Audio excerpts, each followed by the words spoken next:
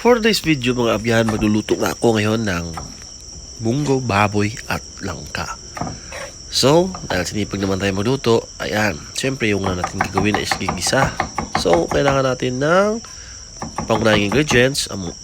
Yun ang sibuyas, bawang at luya. O ito na nga po, hiwa na ako ng sibuyas kasi yan talaga yung unang-una.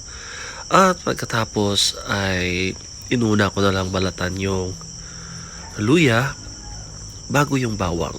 Pero kalimitan po ay ginagamit talaga ang inuuna talaga yung sibuyas at saka bawang at panghuli yung luya.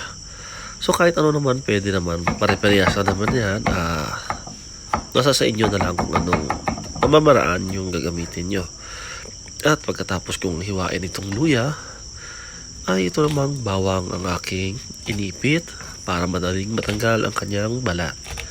Pagkatapos kung itong matanggal ng kanyang balat, ay tatadtarin natin ng pinong-pino dahil gigisa tayo. At mas masarap ang bawang kapag tinatad ng pinong-pino at medyo tinusta dahil lalabas ang kanyang bango na nagpapasarap sa lutuin nating mga Pilipino. Ayan. So tara, yan samahan nyo ako at magluluto tayo ngayon. Para pala ito sa pananghalian dahil ngayon ay alas 10 ng umaga. So tamang-tama pag dumating na yung mga bata ay meron silang ulam na kakainin. Ganyan naman dahil wala tayong trabaho, nandito lang sa bahay, kaya tayo yung mag-aasikaso ng mga pagkain na kanilang kakainin. At ito na nga ay pinatad ko na ng pinong-pino yung bawang. At pagkatapos ay nagpaapoy na rin ako ng kahoy. At ito na yung ating kahoy. Sisindihan na natin. At maya-maya lang ay ito na, lumaki na yung kanyang apoy. At excited pa naman ako ngayon para magluto.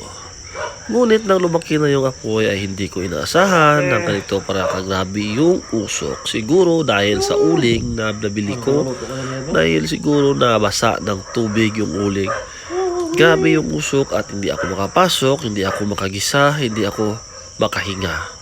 Kaya nagbago na lang yung isip ko at yung ginawa ko ay tinigil ko na ang pagluluto at nawalan ako ng gana at bumili na lang ako ng ulam sa karinderya. Salamat!